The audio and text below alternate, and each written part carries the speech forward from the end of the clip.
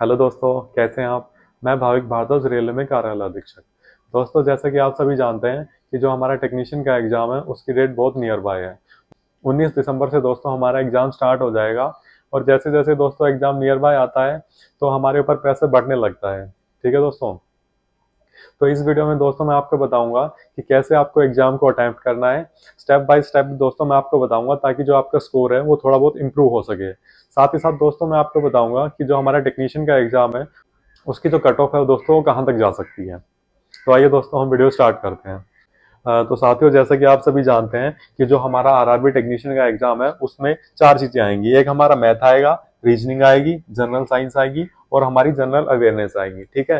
तो 25 नंबर का दोस्तों हमारा मैथ रहेगा, 25 की रीजनिंग रहेगी, 40 की जीएस रहेगी, 10 नंबर की हमारे जनरल अवेयरनेस रहेगी। ठीक है।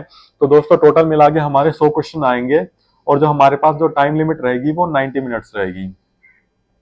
तो दोस्तों वैसे तो 90 मिनट का टाइम काफी होता है, पर फिर भी दोस्तों हमको ना टाइम को अच्छे से मैनेज करना होगा ताकि हमारा एक भी क्वेश्चन ना छूटे। ठीक है। और अच्छे से हम क्वेश्चन को अटेम्प्ट कर पाए।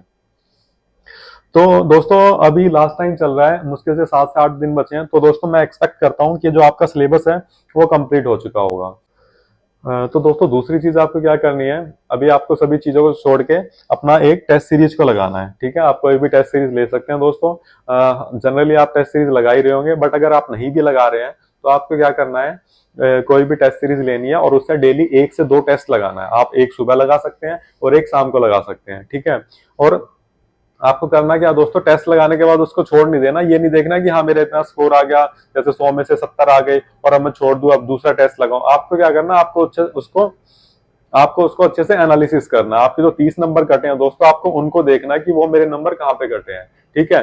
तो वहां पे आपको एक एक करके अपना स्कोर को इम्प्रूव करना पड़ेगा। जैसे अगर आपका मैथ का कोई सेक्शन रह गया है और वो इजी है सेक्शन, ठीक है, तो आपको क्या करना, उसी तरह के कुछ क्वेश्चन और अटेम्प्ट करने हैं। ठीक है। ताकि आपका वहां पे स्कोर इंप्रूव हो सके। ठीक है। ऐसे आपको रीजनिंग में और साइंस वगैरह में भी ऐसे ही करना है।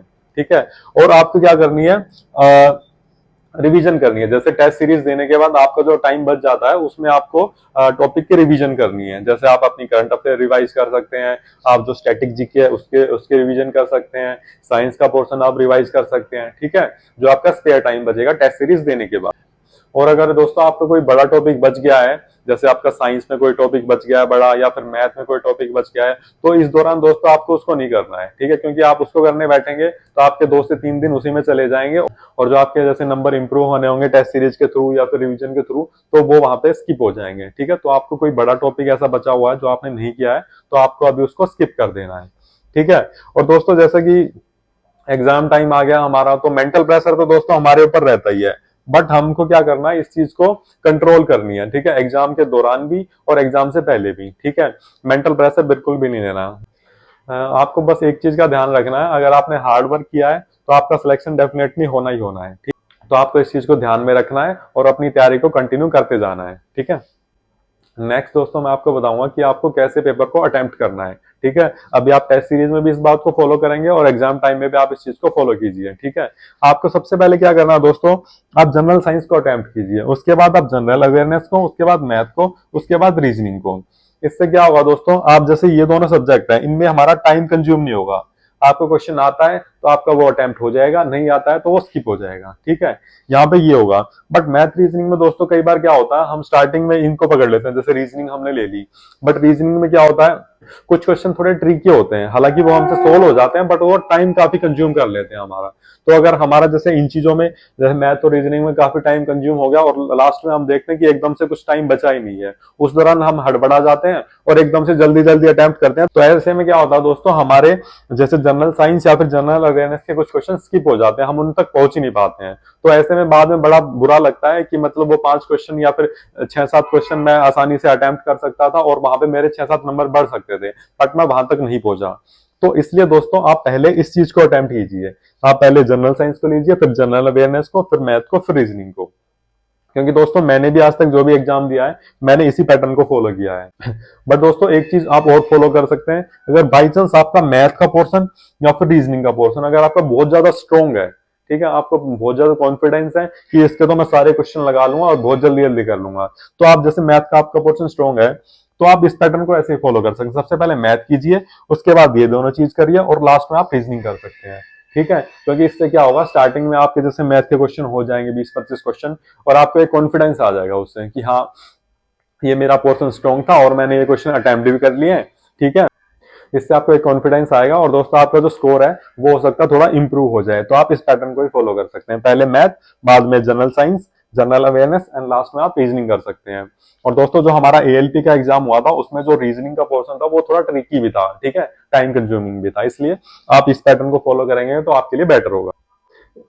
एक चीज दोस्तों मैं आपको और बताना चाहूंगा कि जो हमारी नेगेटिव मार्किंग है वो 1/3 है। मतलब अगर आपका एक क्वेश्चन गलत होता है तो जो आपके नंबर कटेंगे वो 0.33 कटेंगे। ठीक है, तो आपको कोई भी ऐसा क्वेश्चन अटेम्प्ट नहीं करना जो आपने कभी देखा ही नहीं है। ठीक है, जैसे कोई ऐसा क्वेश्चन आ गया, जैसे जनरल अवेयरनेस का ही कोई ऐसा क्वेश्चन आ गया जो आपको बिल्कुल नहीं आता है, या फिर मैथ का ही ऐसा क्वेश्चन आ गया जो आपको बिल्कुल ही नहीं आता है, तो आपको उसको अटेम्प्ट नहीं करना है। पर दोस्तों कई बार क्या होता है, हम जैसे हमने कोई क्वेश्चन पढ़ा, फिर हमने उसके ऑप्शन देखे, तो क्या होता है कई बार ऑप्शन में से एक तो ऑप्शन एलिमिनेट हो जाते हैं। अगर आपके 2 ऑप्शन तक अगर आपके एलिमिनेट हो रहे हैं ना, तो आपको उस क्वेश्चन को कर देना अटेम्प्ट, क्योंकि और इस मेथड को दोस्तों हम बोलते हैं एलिमिनेशन मेथड। ठीक है, इसमें होता क्या है, जैसे आपने कोई क्वेश्चन पढ़ा, ठीक है, उसके बाद आपने ऑप्शन देखे, 4 ऑप्शन होते हैं, अगर आपके 2 ऑप्शन ऐसा लगा कि ये तो हो ही नहीं सकते हैं, ठीक है, 100% आप श्योर हैं कि ये 2 ऑप्शन नहीं हो सकते हैं, इन दोनों में से एक है, तो आपको उस क्वेश्चन को अटेम्प्ट कर देना, क्योंकि उसमें क्या होगा, आपके 50% चांस होंगे कि आपका जो क्वेश्चन है वो सही हो जाएगा। ठीक है, तो अगर आपके नंबर आएंगे तो वो आएंगे 0.5, ठीक है, अगर पॉजिटिव रहा तो, और अगर कटेंगे तो कटेंगे आपके 0.33। तो यहाँ पे जो पलड़ा है वो आपके फेवर में है। ठीक है, तो आपको क्या करना है, उस क्वेश्चन को अटेम्प्ट कर देना है अगर आपके 2 ऑप्शन स्किप हो गए हैं और 2 ऑप्शन बच गए हैं। ठीक है, तो इससे भी क्या होगा दोस्तों, जो आपकी अटेम्प्टेशन है वो बढ़ जाएगी। ठीक है, क्योंकि हमको ज्यादा से ज्यादा क्वेश्चन को अटेम्प्ट भी करना है। तो आप जो दोस्तों अपना टारगेट लेके चलेंगे कि कितने क्वेश्चन मेरे को अटेम्प्ट करने हैं, वो जो आपके लिए सुटेबल रहेगा वो है हमारे 80+। मतलब 80+ तक हमको टारगेट बना के चलना है कि हमको इतने क्वेश्चन को अटेम्प्ट करना है। ठीक है, क्योंकि इस बार सिर्फ एक ही एग्जाम है, एक ही सीबीटी है, तो इतना तो टारगेट हमको लेके चलना है कि 80+ मेरे को अटेम्प्ट करना है। नेक्स्ट दोस्तों मैं आपको बताऊंगा कि इस बार जो हमारी कट ऑफ है जो आरआरबी टेक्नीशियन की है वो कितनी जा सकती है। ठीक है, तो इस बार दोस्तों जो कट ऑफ है वो हाई रहने के चांसेस है। हाई रहने के चांसेस क्यों है, इसके लिए दोस्तों 2 रीजन दिए गए हैं। 2 रीजन कौन कौन से हैं, एक तो दोस्तों जो इस बार वैकेंसी है वो कम है। पहले जो पिछली बार जो वैकेंसी आई थी वो आई थी 36,576। ठीक है, जो 2018 में वैकेंसी आई थी, बट इस बार दोस्तों जो वैकेंसी आई है वो आई है 14,298। मतलब जो पिछली बार वैकेंसी थी वो इस बार के मुकाबले में 2.5 गुना ज्यादा है। ठीक है, एक तो ये रीजन है। दूसरा रीजन क्या है दोस्तों, दूसरा पिछली बार जो एग्जाम हुआ था वो 2 एग्जाम हुए थे, एक सीबीटी 1 हुआ था, एक सीबीटी 2 हुआ था, बट इस बार हमारा एक सिंगल स्टेज एग्जाम है, एक सीबीटी 1 ओनली है। ठीक है, तो ये 2 रीजन है दोस्तों जिसके कारण जो हमारी कट ऑफ है वो हाई। तो दोस्तों ये 2 रीजन है कि जिसके कारण जो हमारी कट ऑफ है वो हाई जाएगी। एक तो जो हमारी वैकेंसी कम हो गई है, दूसरा जो हमारा एग्जाम है दोस्तों वो सिंगल स्टेज कर दिया गया है इस बार, इसलिए जो हमारी कट ऑफ है वो थोड़ी हाई जाने के चांस। दोस्तों अभी मैं आपको बताता हूँ कि जो हमारी एक्सपेक्टेड कट ऑफ है वो कितनी जा सकती है। हमारी पीसीएम कैटेगरी के लिए कट ऑफ कितनी जा सकती है, और जो नॉन पीसीएम ट्रेड है उनके लिए कट ऑफ कितनी जा सकती है। पीसीएम में दोस्तों जैसे कि हमारा सिग्नल एंड टेलीकम्युनिकेशन है जो कि हमारे एसएनटी के अंडर आती है, तो जो पीसीएम कैटेगरी है उनके लिए जो यूआर की कट ऑफ दोस्तों जो जा सकती है वो रहेगी हमारी 70 to 75। ठीक है, और जो हमारी ओबीसी की रहेगी वो रहेगी 65 से 70 के बीच में। ठीक है, तो जो हमारा डिफरेंस रहेगा जनरल ओबीसी में वो लगभग 4 से 5 नंबर का रहेगा। ठीक है, नेक्स्ट दोस्तों जो नॉन पीसीएम कैटेगरी में जो कट ऑफ रहेगी वो रहेगी जनरल की 60 से 65 तक, और जो ओबीसी कैटेगरी में रहेगी वो रहेगी 65 से 60 नंबर तक। ठीक है, इस बीच में दोस्तों हमारी जो कट ऑफ है वो रहने की काफी ज्यादा संभावना है। ठीक है, और दोस्तों ये जो मैं स्कोर बता रहा हूं ये हमारा रो स्कोर है। ठीक है, ये नॉर्मलाइजेशन स्कोर नहीं है, ये हमारा रो स्कोर है। ठीक है, अगर हमारा मॉडरेट पेपर आता है तो हमको इतना रो स्कोर करना पड़ेगा अगर हमको फाइनल सिलेक्शन लेना है तो। ठीक है, पीसीएम के लिए 70 से 75 जनरल कैटेगरी में, और नॉन पीसीएम के लिए 60 से 65 तक। ठीक है, अगर इतना स्कोर करना है तो आपको जो आपने अटेम्प्टेशन रखना है वो 80+ तो रखना ही पड़ेगा, जैसा कि मैंने आपको पहले बताया।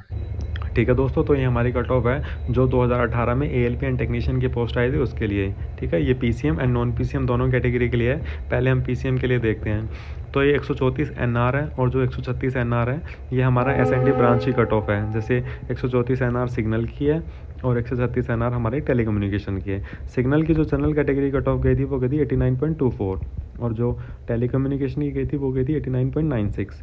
ओबीसी कैटेगरी में सिग्नल की गई थी 84.62, और जो टेलीकम्युनिकेशन में ओबीसी की गई थी वो गई थी हमारी 85.88। ठीक है, अब हम देखते हैं नॉन पीसीएम कैटेगरी की। अभी जैसे नॉन पीसीएम में ये हमारे ड्रीमर हैं, ठीक है, इसकी गई थी 48 जनरल कैटेगरी की। ये हमारे ब्रिज की है, ठीक है दोस्तों, ब्रिज की गई थी जनरल कैटेगरी में 45.52, एंड ओबीसी में ये थी 42.21। ये हमारे वेल्डर टेक्नीशियन 3 वेल्डर आते हैं, इनकी 40 गई थी। ये जैसे हमारे टेक्नीशियन 3 डीजल इलेक्ट्रिकल है, इसमें जो जनरल की गई थी 53.58 गई थी। ओबीसी में जो गई थी वो 51.66 गई थी। और ये हमारे 47 एनआर पोस्ट है, ग्रेड 3 इलेक्ट्रिकल पावर, इसकी गई थी 61 जनरल की, 57 ओबीसी की। ठीक है, एक हमारे इलेक्ट्रिकल में होती है ट्रेन लाइटिंग की पोस्ट, 49 एनआर उसका पोस्ट कोड था। ठीक है, उसकी गई थी जनरल की 57, और ओबीसी की गई थी 54.40। तो दोस्तों जैसा कि हमने देखा कि जो लास्ट ईयर है वो कट ऑफ काफी हाई गई थी। उसके रीजन क्या थे? जो हमारा नॉर्मलाइजेशन हुआ था ना दोस्तों पिछली बार, वो काफी ज्यादा मात्रा में हुआ था। ठीक है, जैसे कि मेरे को खुद पता है दोस्तों, 2 बंदे थे जिन्होंने एग्जाम दिया था, दोनों मेरे दोस्त थे।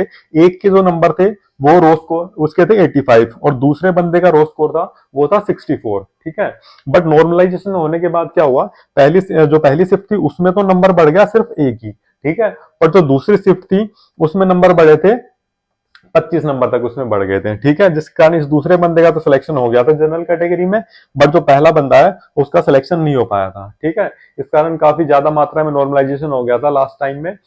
ठीक है, और उसी की वजह से जो कट ऑफ है वो काफी हाई गई थी। हालांकि ये शिफ्ट इजी भी थी और ये मॉडरेट, बट फिर भी दोस्तों जो नंबर बढ़े थे वो काफी ज्यादा मात्रा में थे, क्योंकि 100 नंबर के पेपर में जो 25 नंबर बढ़ जाते हैं तो वो काफी ज्यादा हो जाते हैं।